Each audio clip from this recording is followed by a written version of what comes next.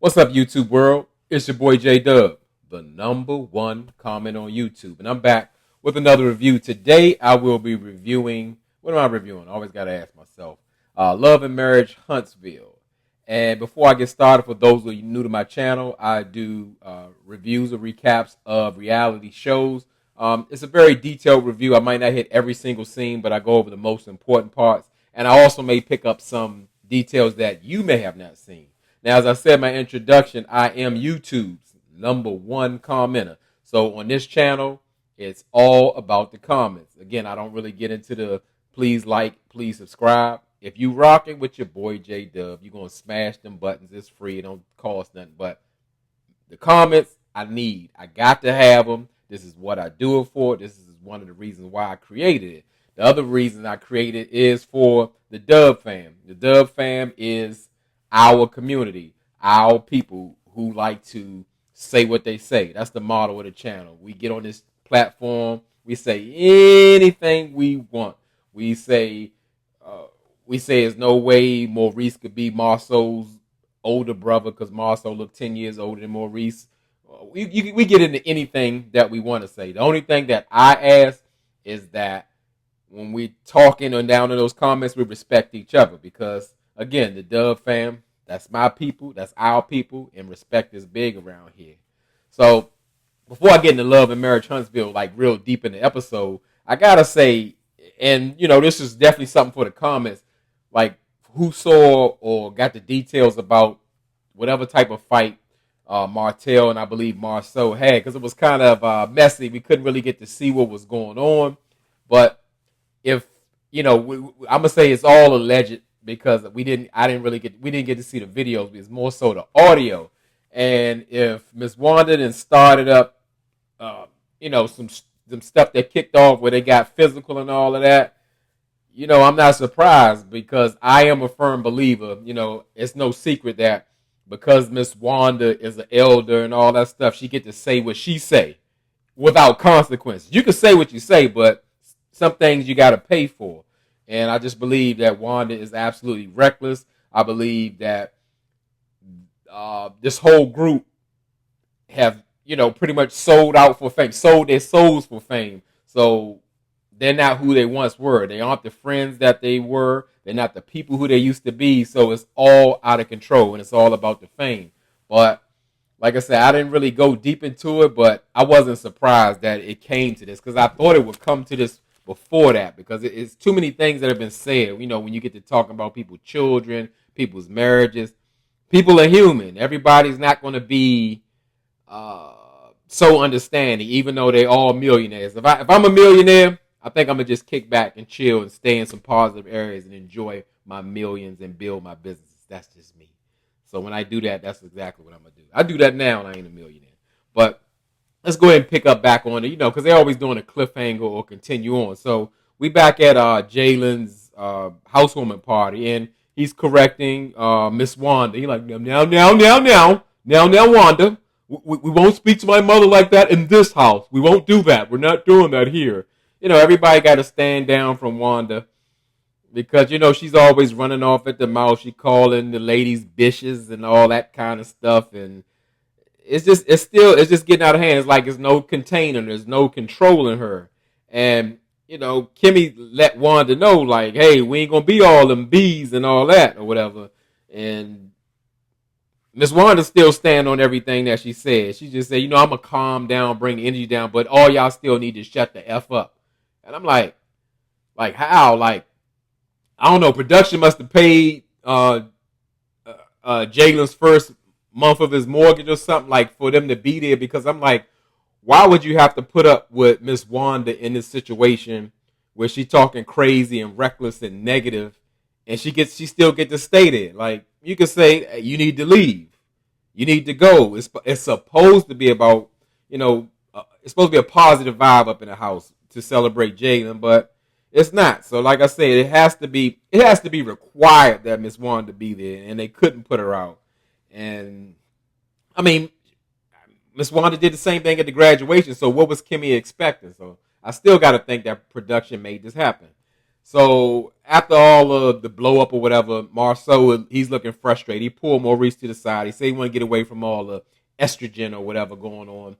And just saying how ridiculous it is that Wanda's running off at their mouth like, and Tisha's really not doing anything about it.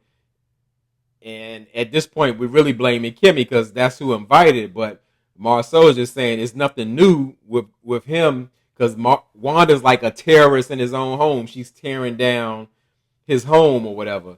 And in a sense, he's right. In a sense, he's not. In real life, all this stuff is because of Marceau. If Marceau wasn't moving funny in his marriage, none of this would be brought up. However, Miss Wanda is way, way, way, way too involved in him and Tisha's marriage. Whatever kind of marriage they got. That's between him and Tisha. And if Tisha want to discuss some of that with Wanda, that's it. But to be all in Marceau's face and bringing it to him in his house. And I mean, his kids see that kind of stuff. I'm not feeling bad for Marceau at all. But the fact is just Miss Wanda is out of order in every space in her life.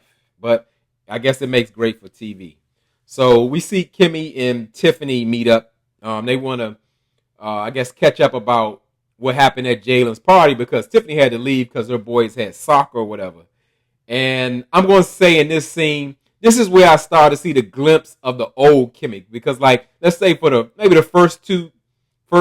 the first season and maybe some of the second season, I really, really like Kimmy. Like, at this point, to me, she's a disappointment. But the way she talked in this scene, I saw the old Kimmy, the one I used to love. But Kimmy pretty much said that the ladies are having a hard time with each other because they're always rough talking each other. And at some point, if they're going to come to a resolve, they got to come like in a softer position, like they're trying to, resolve the arguments or differences that they have because it's always on 10. And Tiffany, she's pretty much saying that she was getting a lot of complaints from Lewis that he doesn't get enough time from her because Tiffany said that her and Lewis had made an agreement, I guess, to obtain their goals, their financial goals, that they're just going to keep their head down for 4 years and keep grinding and focus on that. But Lewis is still not happy with that. But Tiffany's saying she's not really worried about the time. Her focus now is a baby. Tiffany, at her ripe age of 36, wants a baby. And Kimmy explains, like, pretty much your husband is asking for time and you saying you want a baby and you saying you're short on time. A baby's not going to help you get more time. It's actually going to take away. And if you're making more time for a baby, then you should make more time for your husband. And like I said, how could you disagree with that? But Tiffany still is living in her delusional world, talking about, well, women can do anything, right? Like she's making a statement and asking Kimmy at the same time, and Kimmy like, that ain't really the move. If you want more time with your husband or you want to keep him happy, that ain't the way to go. So getting on to, I guess, better news, Kimmy was explaining that she actually passed her broker's license because also not Kimmy being a nurse, she's also a realtor, and now she's moved up to being a broker. And it's almost like, let's say, the Mel and Martell situation where Kimmy is going to have the broker license and she'll be running the real estate firm.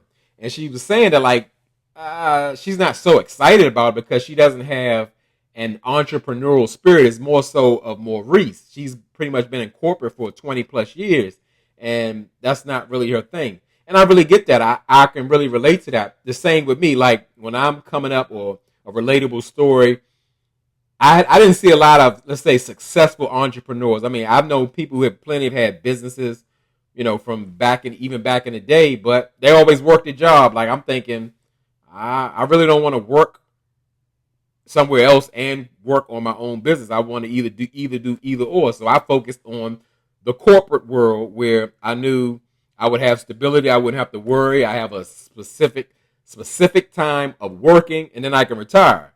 So I totally get that because you got to have a different type of spirit to do that. Now, I will be venturing into a form of entrepreneurship with the real estate game. So, but yeah, I will have my retirement check to fall back on as well, meaning, the bills will be paid. So it's a different thing. You got to be in a different space to really give that. And I applaud all people who are really going after their entrepreneurial goals or whatever. So, all right, let's go to the next thing. The next thing, we got another celebration, some more good news. We find out that Martell is getting a tutor for his business license because I guess he's been failing over and over again, and he's tired of riding everyone's coattails. Mel isn't there anymore, as I was explaining. Kimmy was pretty much is doing the same thing like Mel's doing. Mel has the business license, so once they divorce, they don't do business. Martell is just a regular Joe Schmo with some ideas and some creativity. And I was just saying it was about time. Like, I get it, because I'm going to jump out there. The real estate test is really, really hard. It's no joke. You got to be ready for it. A lot of people fail it, but you got to keep trying. And at that point, if you need some help, you need to get that help so you can do it. So Martell seems to be very confident that he's going to pass it. We're going to see. We don't know how his follow-through game is. He has a tutor, and they'll pretty much meet once a week. And we'll see how that goes. Who knows? Allegedly on the YouTube streets, they saying Martell can't really get a business license because he has a felony. But I'm just going to go off what I see. But it made me think of that when I heard that. And so we see Mel. Mel is she's having a party to relaunch her skincare line. She renamed it. And I get that because Mel and Martell had to dissolve their different businesses. I don't know if Martell got his cut that he claiming that he was going to get anyway from Mel because I guess legally that they were married or whatever. And so Mel's doing the launch party and everything. And I can say everybody's there. Everybody's there that Mel wants there. She doesn't want Tisha there. She doesn't want Destiny there. Rightfully so. That Galentine's thing was a massacre. So who does show up, a familiar face but a different person, it's the new Stormy. Stormy come in, she's so sophisticated and classy. She even got a different look like she toned down her lips. She ain't using the dark lipstick, and she's talking all proper and all that kind of stuff. I'm like, who is this lady? We're going to have to change her name to something else, to Cloudy or something, not Stormy, because she's just, she's somebody different. And she seems to come in to bring in like a positive energy. But it kind of went another way in which Stormy didn't get to her old self. But when Kiki had reintroduced herself to Stormy or whatever, but Stormy knew who she was. She was just being shady towards Kiki. And Kiki was like, yeah, you remember me or whatever. And Stormy like, I think I do or whatever. Knowing she know who Kiki is, especially that Kiki was on the phone with Mel at the Galentine's Day party. But Stormy don't rock with her. You could tell by her body language. She like talked to Kiki for maybe 2 seconds and then started like dancing and just went off. Didn't say bye, didn't close out the conversation or nothing. And Kiki was very bothered. She was bothered so much she was talking to other people about what Stormy did in front of Stormy. And Kimmy was explaining like, well, Stormy's right there. You can speak to her about it, whatever. And Stormy paid Kiki no attention. Like, well, I ain't got time for this or whatever. And in her confessional, Stormy explained that she don't rock with Kiki because Kiki has shown her who she is. She's saying like, that's Tisha's blood cousin. And she'll come around a group of people who really not rocking with her and divulge her information. She's saying like, for this show or in real life, I can't rock with people like that. And I'm totally with her. I'm just like that. Like, I got to look at the example how you going to do somebody else. If you do your blood like that, what you going to do with me? And I get with that. Can I say that I'm starting like Stormy? I don't know. It's looking that way, because I like the little walk off. It was funny. It was hilarious without getting into some type of thing. It was immature and rude, but it still was funny. And not only that, she don't mess with no fakeness and she don't take no disrespect. So I never thought I'd say it. I think I'm starting to like Stormy. And what production did, they fooled me real good because I was thinking Stormy really handled Kiki like how they showing it. Like Kiki was talking to Stormy and Stormy was just looking at her like this. That would have been classic. That would have went down in the history books of reality TV as like one of the shadiest responses, the non-response. Somebody talking to you and you don't like them and you ain't feeling them, or you ain't trying to engage in nothing they saying. Listen, don't say nothing. What else they gonna do? I like that. I might like Stormy, but we'll see. We're gonna see. It might be a little bit too early for that. So, overall, I thought Melody's event was like really nice. It had a great vibe to it. They had like live demonstrations of skincare and milk baths, and the models were interactive or whatever. It didn't look like low budget, and Mel was like really pushing with the ladies, like for real. The energy here has to be positive, and I get it, and that's why she invited who she wanted there, so they had to keep it going and keeping it really positive. It was kind of like, I guess, in the whispers that Stormy and Kiki wasn't really getting along, but Mel wasn't trying to hear that, and she just saying like, y'all better get it straight. This is my event, because as we know, the last event that Mel had, Tisha came but wasn't invited, and she had her escorted, rightfully so. Like you come into my house without the invitation, and you just show up, and I'm supposed to act like it's all good. I get that. Like that's like the only thing we can kind of do, control our own environment. So when people start to invade that or invade our peace, I think action is needed. But we see Kiki, I don't know if she's trying to get some camera time or she's really trying to be a person that resolves things. She's pulling Kimmy to the side because Kimmy really called Kiki out at the Galentine's Day party over the phone and saying that pretty much Kiki really had a lot more to say about Tisha and than she should. And Kiki, you can see Kiki was more like in denial, whatever, was saying, well, like, yeah, it was all facts, but like Kimmy was saying, whether it was true or not, you still said something, but you told Tisha that you didn't say nothing. So it is a difference. You did say something. So the thing is with Kiki, I don't think she understands that Mel is actually using her in a way to, that saying of that I don't know.